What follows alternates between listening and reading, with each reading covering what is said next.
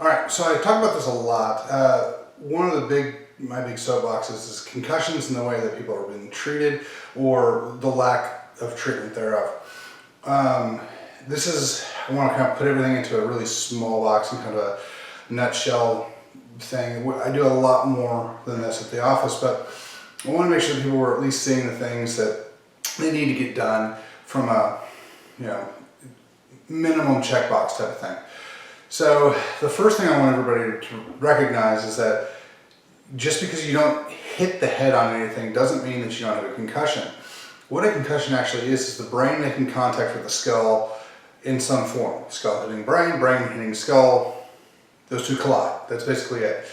And you don't have to hit the head for that to happen. If the head whips back and forth real fast, but it doesn't make any contact with anything, the change in direction can still affect that the skull and the brain collide and give us a concussion.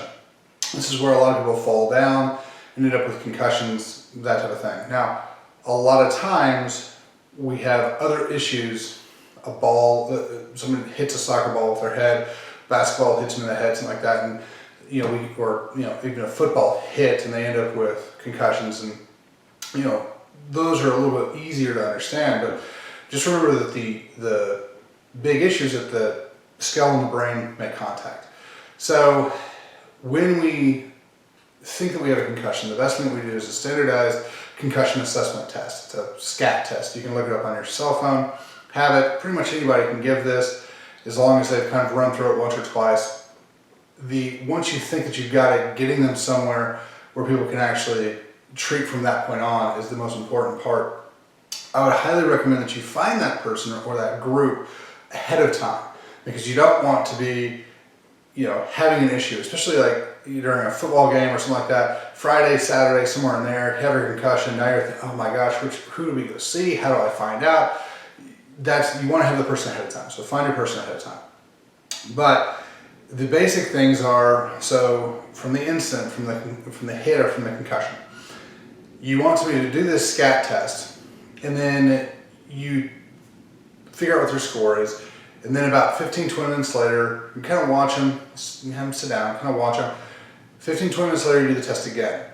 And you want them to score as well or better than they did the first time. And the reason for this is that we're trying to see if they start losing ground, if they start degrading. If they do, you have to immediately get them out to imaging, because we're looking for brain bleeds, because the brain is bleeding, putting more pressure on the brain. This goes from really bad to life-threatening pretty quick. So you got to make sure that you check that out. And I recommend that you do this every 20-30 minutes for 2 hours, hour, 2 hours, something like that. Once they've gotten past that point and you don't think that we have any further degradation or any brain bleeding or anything like that, we got to get into a dark room. The old 1980s, oh, they have a concussion, don't let them go to sleep or they're going to slip into a coma and oh, it's going to be terrible. That's 180 degrees from where you need to go.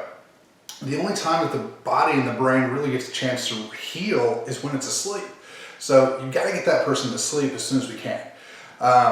So after that 2-3 hours, make sure that it's not degrading, then we can get them to sleep. Get them to sleep. I also like to make sure that the body has all of the needed chemicals to repair the brain. So large doses of EPA, DHA, EFA, CoQ10, methylated B vitamins, the full spectrum, specifically L-methyl tetrahydrofolate. It's the fully methylated form of folic acid. So those are kind of a must for all of our patients. And then obviously lots of water, but I also like to give the patients coconut oil. And the reason I like to give them coconut oil is it's a very good fat, very good energy source for the body to kind of fuel off of as they're repairing, as they're sleeping. So let's say a patient gets into this dark room, so they don't have any input into their eyes, they don't have any sounds, there's no input into their ears, so their brain has nothing to do but heal. They don't have to process anything.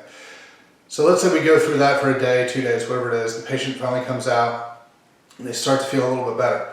This initial point is when getting chiropractically adjusted is very important, but make sure you go somewhere where people know how to treat concussions. It's a little bit different than average adjusting.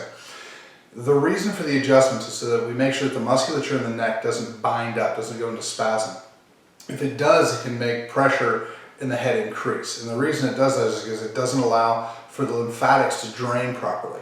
And so we end up with sinus tension problems on top of concussionary issues, which compound the issue, make the pain much worse, and you don't really want that. So getting them adjusted is critical at this point.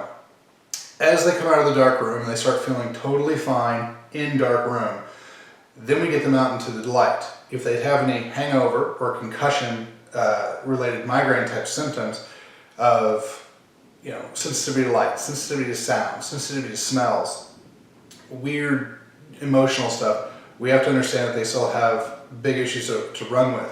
And getting them out of stimulus and into the dark room is still kind of on our playbook.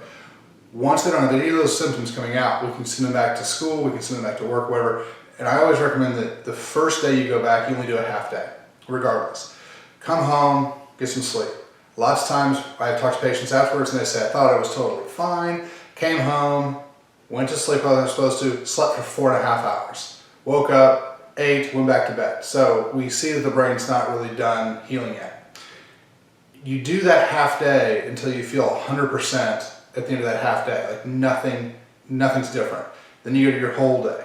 Once you feel 100% after a whole day, then these athletes can start going back and doing 20-30% of normal. Riding a bike, walking on the treadmill, light stuff. As soon as that doesn't cause any issues, then we can start ramping that up and all the way back to full back into the game.